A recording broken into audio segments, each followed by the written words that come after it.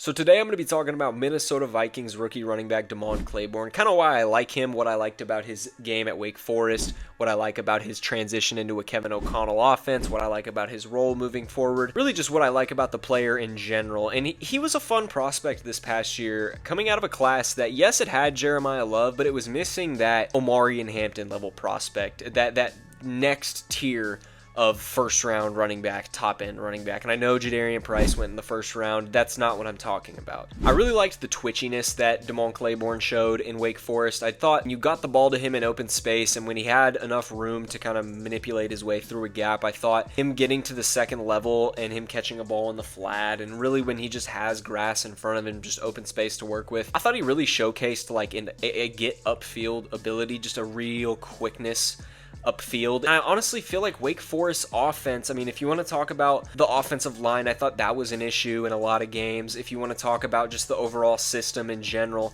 I thought that was kind of an issue. I thought it was more of a misusage of Demond Claiborne, and I get that it's Wake Forest scheme, and we'll dive into that a little bit. I just don't think it really fits what he does well as a runner. I think the goal with Demond Claiborne should be to get him in open space as much as humanly possible and stretch defenses out to a point where you have a lot more room everywhere on the field. You're not just targeting certain spots. Give him more space to operate as a runner is kind of what I wanted to see out of Wake Forest. I thought there were concerns coming out of college. I mean, obviously the injury concerns were there. The ball carrying issues were there. You never really worried about with Demond Claiborne is, like I said, the explosiveness, the balance, the lower body balance, the footwork, the ability to break tackles, and the ability to make people miss, and the functional receiving skills. Somebody who looks natural at the position, at the receiver position. I think he's somebody who will function really well on third downs early for Minnesota. And speaking of Minnesota, let's jump into their scheme. Let's jump into Kevin O'Connell's scheme and where I think this will work for Demond Claiborne. So Kevin O'Connell's run scheme is a modern-based system. It's a McVay-Shanahan-influenced type system. It's rooted in a lot of the Bill Walsh West Coast principles, and Mike Shanahan was a founder of that as well. It emphasizes zone blocking, and the foundation of it kind of blends with more gap and power concepts, particularly duo. Duo is something that Kevin O'Connell likes to run a lot. It's a run scheme with it being so zone heavy, outside, mid, inside zone. It implements an ideology of being able to get a guy with crazy explosion, elusiveness in open field and stretch modern day defenses. The primary concept that Kevin O'Connell runs with his key core run principles is wide zone. It's outside zone. It's my personal favorite run concept just because really emphasizes zone blocking principles. It keeps defenders moving laterally, which in modern NFL is harder than triggering downhill. And why I like this scheme this concept so much is it puts the defense at a disadvantage athletically, physically.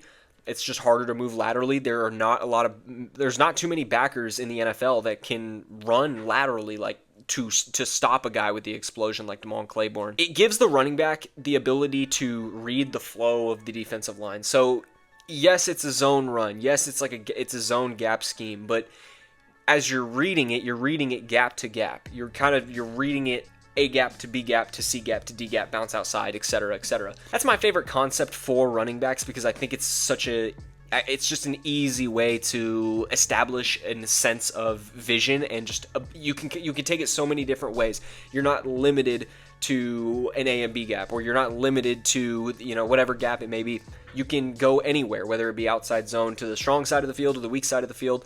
You can go anywhere. It doesn't have to be a wide zone per se. It just kind of creates that opportunity for you. And like I said, I think this will work out for Demond Claiborne especially well, just because of the explosion in the vision. I thought at Wake Forest, their offensive philosophy was a blend of mesh concepts and RPOs. And I think there is a place for that in college football.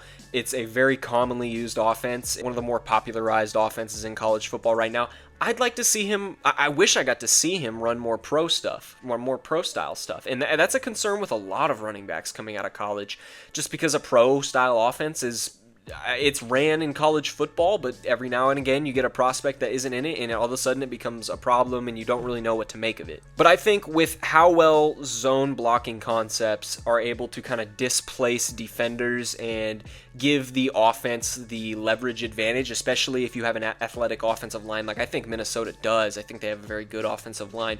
I truly think schematically, this is an offense that should fit Demond Claiborne to a T. Wide zone, and it's duo, and I think he is going to be able to excel, especially if they can run the duo, the gap and power concepts off of the zone concepts, and then you blend that with the play action that you're going to be able to have with Kyler and the KOC and the wide receivers with KOC. Man, everything about this offense screams Demond Claiborne should be able to make an impact. And like I said with Wake Forest offense, it was an RPO and extended mesh points type of offense, and the Demon Deacons for Wake Forest. Demond Claiborne was always the highlight. He was always the emphasis. So when you're running these RPOs, you're naturally, as the defense, going to kind of key in on the offensive playmakers. Who's the offensive playmakers for Wake Forest? It's Demond Claiborne. That's really it. And I really did think Wake Forest's offensive line was a real problem in some games.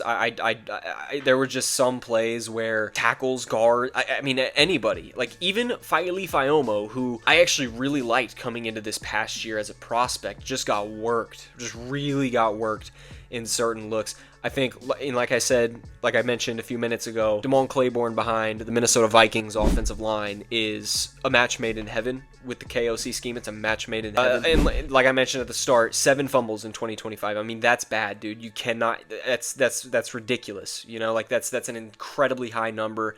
It's a legitimate red flag that absolutely has to get fixed. But Bishal Tuten had the exact same problem coming out of college from Virginia Tech, and I really do think that Bishal Tuten is going to be the guy in Jacksonville paired with LaQuint Allen, and he's subsequently lost his fumble issue. At least through his rookie season, it wasn't a problem. I mean, I believe he fumbled one time. I'm not sure if he lost it or not. The concern with Demond Claiborne is the ball security, and it's the injuries. I think if he can have a Bishal Tuten level rise, I guess, and fix the ball security issues, they are very similar height, weight, build. They're very similar players. I think this is kind of what you're looking at. I think these are kind of similar players that share a similar trajectory, and I think they both landed in ideal situations. We'll see what happens after this year with Aaron Jones and Jordan Mason for Minnesota. I mean, this could be Bishal Tuten all over again. I'm excited about Demond Claiborne. That's the video. That's all I got to say.